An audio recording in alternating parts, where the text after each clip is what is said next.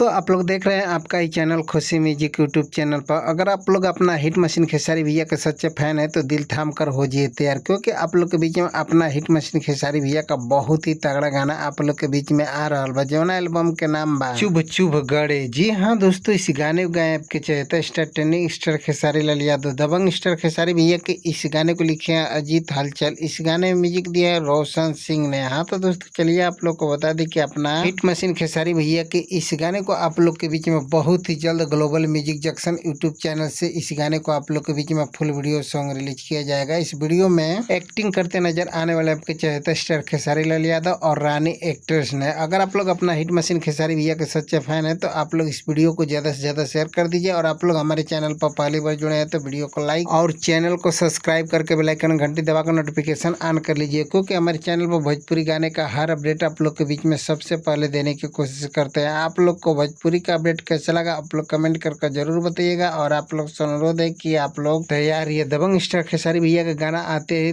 गर्दा गर्दा कर देना है। नमस्कार प्रणाम दोस्तों, फिर मिलते हैं नए अपडेट के साथ, तब तक के लिए बाय बाय।